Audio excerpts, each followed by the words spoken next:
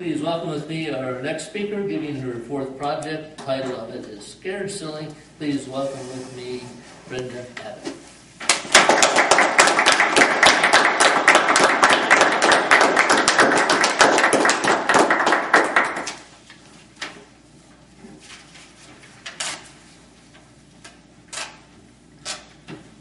Many of you here in the room have probably been to summer camp before. Well, today I'm going to tell you a story about what happened to me while I was at summer camp. Some of the memories that you might have are the bug bites that you got from all the mosquitoes and things that lived there, swimming in the lake, the 9 a.m. swim. You were hoping to get the 1 o'clock one because the 9 a.m. swim was so cold in the water. Sitting around the campfire with your friends, maybe doing archery, maybe horseback riding, some of the things that you went to camp, meeting new people, all those exciting things. And at night, one of the best things was at the campfire, sometimes you would get to roast marshmallows, maybe popcorn, and it was popping all over the campfire, and you could smell all those things. You were kind of looking around, wondering what was in the woods around you. And you knew it wasn't the same as at home, where everything was safe, but you were a little nervous, but all your friends were around you, and you knew in the end that your counselors would keep you safe. Well, tonight, I want to tell you something about what happened to us in our cabin.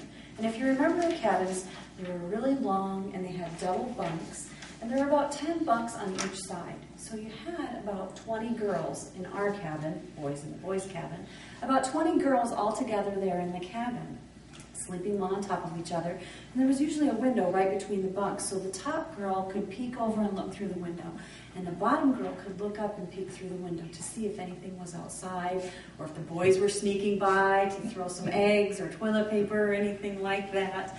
And at one end there was a bathroom usually and a door, and at the other end there was usually the camp counselor, and if you were lucky you had 2 bathrooms in the cabin, but I was never that lucky. We always had the cabin with the 1 bathroom. Well, one night, as the counselor was trying to get the girls to lay down and go to sleep, we heard a noise. And the girls had all been giggling and everything, and somebody said, "Did you hear that?" Well, of course, everybody's like, knock it off, you didn't hear anything." I did, I really heard something." "No, you didn't. Listen. Oh, you're just being a scaredy cat." And then, of course, the counselor comes in, "You girls get to sleep right now." Well, we're all giggling and laughing, and we can't get to sleep, but we're listening for this noise. And far off in the distance, we hear a sound. And we're wondering what it is, and we're just not sure. So we keep listening, and the sound gets louder and louder.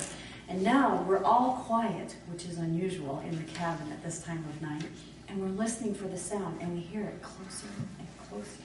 And it's going, and now we're starting to get nervous.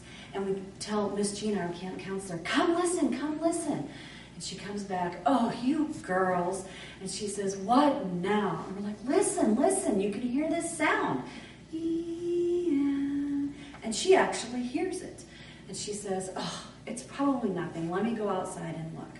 So Miss Gina walks outside. And after she walks outside, all of the girls are speculating what the noise could be, because we keep hearing it get closer and closer. And as we're speculating, as usually happens with kids and sometimes adults, the girls begin to exaggerate and say things. "I once heard a story about someone who got kidnapped in the woods while they were at camp." "Well, I once heard a story about someone who got murdered in their cabin." And so the girls are all exaggerating about what could possibly be going on. The next thing you know, the girls are investigating and peeking over their top bunk, looking through the window, and looking up from the bottom bunk out the window to see if they can see anything outside. And it keeps going on that they hear this noise getting closer. Well, now the girls are in bed together, and they're all snuggled up in their covers, and they're kind of peeking out the window and hibernating all together. And the next thing you know, they hear the sound right outside their cabin.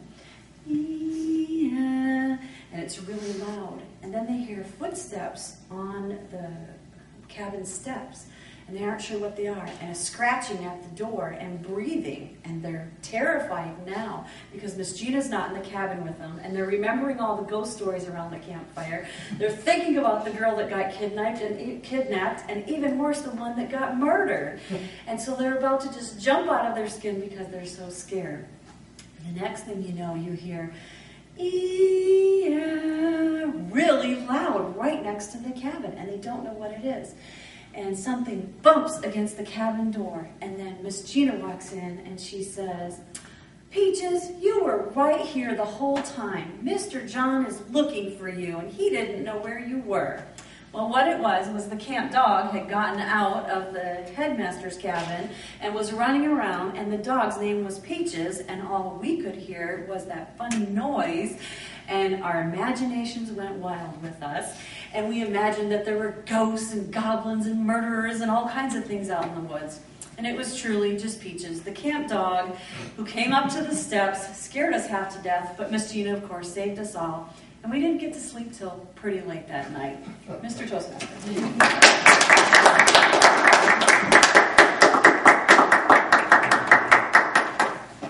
Take a moment now.